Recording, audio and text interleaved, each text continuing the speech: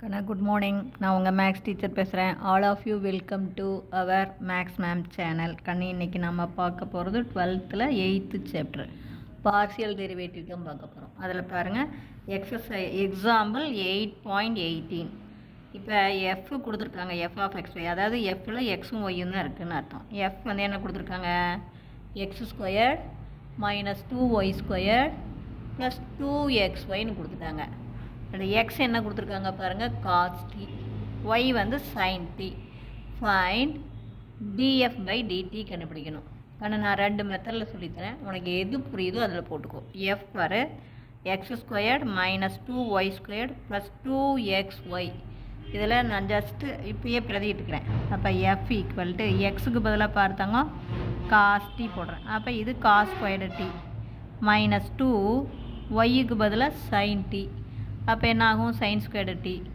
அப்புறம் plus 2 into எக்ஸுக்கு பதிலாக காஸ் டி, ஒய்யுக்கு பதிலாக சைன் டி. புரியுதா சாமி? நான் ஒன்றும் பண்ணலை, ஜஸ்ட்டு கணக்கில் எக்ஸுக்கு பதிலாக காஸ் டியும் ஒய்யுக்கு பதிலாக சைன் டியும் போட்டேன். இப்போ டிஎஃப் பை டிடி நம்ம இப்போ என்ன பண்ணலாம், டிஃப்ரென்ஷியேட் பண்ணலாம். ஆனால் இது டிஃப்ரென்ஷியேட் பண்ணும்போது நமக்கு 2 ஸ்டெப்பு. பவரை பண்ணணும், அடுத்தது பவரை விட்டுட்டு பேஸை பண்ணணும். அதுக்கு தான் 2 ப்ராக்கெட் போட்டிருக்கேன். பவரை பண்ணும்போது தங்கம் பவர் முன்னாடி வந்துடும், பவரில் 1 குறையும். அப்போ பவர் முன்னாடி வரும்போது 2, பவரில் 1 குறைஞ்சி போச்சுன்னா 1 தான் இருக்கும். அப்போ காஸ்டி.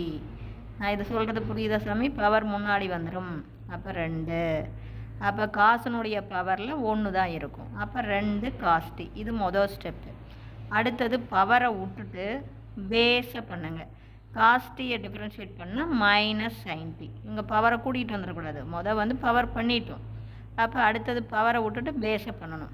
பவரை பண்ணும்போது பவர் முன்னாடி வரும், பவரில் 1 குறையும். அப்போ பவர் முன்னாடி வந்துட்டால் 2, இப்போ காசுடைய பவரில் 1 தான் இருக்கும், காஸ்டி. அடுத்து பவரை விட்டுட்டு பேஸ் காஸ்டியை பண்ணுனா மைனஸ் சைன் டி. அதே மாதிரி இங்கே -2 அப்படியே இருக்கும். இதுக்கும் அதே 2 ஸ்டெப்பு தான் தாங்க. பவரை பண்ணணும், அடுத்து பேஸை பண்ணணும். பவர் முன்னாடி வருமா பாருங்கள், 2 சைன் டி. பவர் முன்னாடி வந்துடும், பவரில் 1 குறையும். அப்போ 2 சைன் டி இன்ட்டு பவரை விட்டுட்டு பேஸை பண்ணால் சைன் டியை பண்ணோன்னா காஸ்டி. அடுத்தது இப்போ இதில் பாருங்கள், இதில் என்ன பண்ணணும் அப்படின்னா, நான் காஸ்டியும் டிஃப்ரென்ஷியேட் பண்ணணும், சைன் டியும் டிஃப்ரென்ஷியேட் பண்ணணும். 2 மல்டிப்புளில் இருக்குது. அப்போ 1 வச்சுக்கிட்டு 1 பெருக்கும், 1 டிஃப்ரென்ஷியேட் பண்ணணும். அப்படியே அட் அ டைமில் 2ஐயும் பண்ணக்கூடாது, அது தப்பு. அப்போ ஃபஸ்ட்டு நான் என்ன பண்ண போகிறேன், 2ஐயும் காஸ்டியும் அப்படியே வச்சுக்கிறேன். ஏன்னா இது 2 எல்லாமே மல்டிப்புளில் இருக்குது. சைன் டியை டிஃப்ரென்ஷியேட் பண்ணால் காஸ்டி ப்ளஸ் அடுத்த 2ஐயும் சைன் டியும் அப்படியே வச்சுக்கிட்டு காஸ்டியை டிஃப்ரென்ஷியேட் பண்ணால் மைனஸ் சைன் டி. இவ்வளோ தான் தாங்க, ஒன்றுமே கிடையாது. நீ அந்த ஸ்டெப்பு மட்டும் கரெக்டாக பார்த்துக்கோ. இதை டிஃப்ரென்ஷியேட் பண்ணும்போது 1 ஸ்டெப்பாக 2 ஸ்டெப்பாக. பவர், அடுத்தது பேஸ். பவரை பண்ணனா பவர் முன்னாடி வரும், பவரில் 1 குறையும். பேஸை பண்ணனா என்னவோ அதே தான், வேறு ஒன்றுமே இல்லை. அதே மல்டிப்புளில் இருந்தால் 1 வச்சுக்கிட்டு 1 டிஃப்ரென்ஷியேட் பண்ணணும்.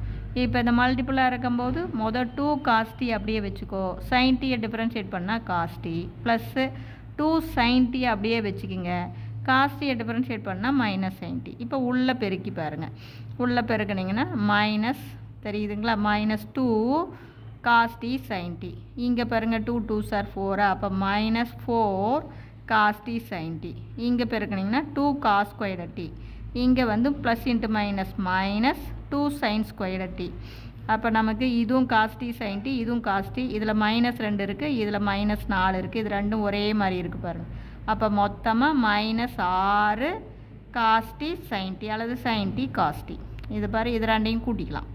அப்புறம் plus 2 cos squared t -2 sine squared t. இவ்வளோ தான் நமக்கு ஆன்சர் கொடுத்துருக்காங்க.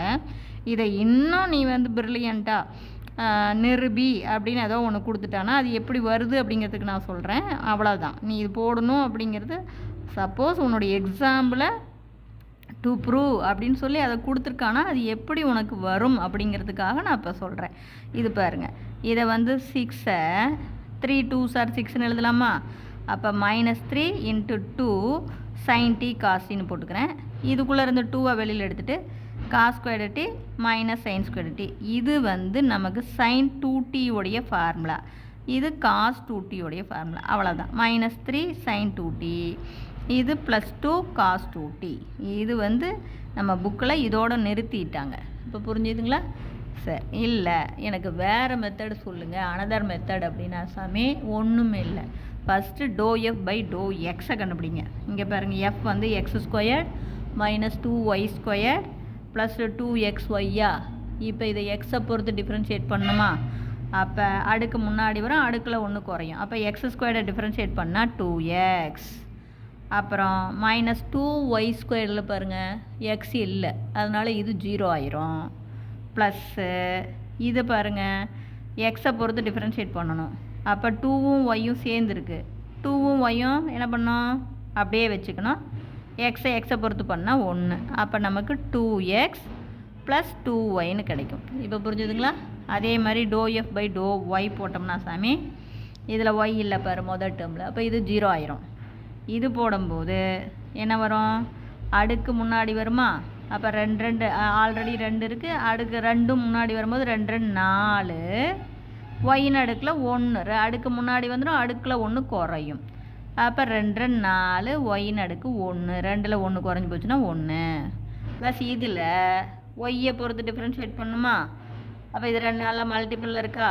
அப்போ எதுவும் அப்படியே இருக்கும், 2ம் எக்ஸும் அப்படியே இருந்துக்கும். ஒய்யை பொறுத்து டிஃப்ரென்ஷியேட் பண்ணால் 1. இப்போ புரிஞ்சுதுங்களா? அப்போ இது -4y + 2x. அப்புறம் dx பை dt. அப்புறம் எக்ஸை டீயை பொறுத்து பண்ணால் காஸ் டீயை டிஃப்ரென்ஷியேட் பண்ணால் -sin t. அதே மாதிரி கண்ணு dy பை dt, சைன் டீயை டிஃப்ரென்ஷியேட் பண்ணால் cos t.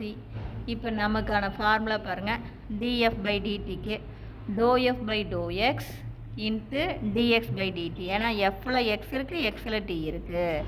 Plus to f by to y into dy by dt. அதாவது எஃப்பில் எக்ஸும் ஒய்யும் இருக்குது, அந்த எக்ஸ்லையும் ஒய்யிலையும் டி இருக்குதுன்னு அர்த்தம். எவ்வளவுதான். Dow f by to x into d x by d t plus to f by to y into d y by DD.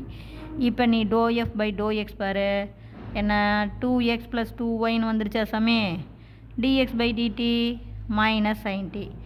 To f by to y பார்த்தீங்கன்னா என்ன இருக்குது பாருங்கள், -4y + 2x into dy by d t பாருங்கள், cos D.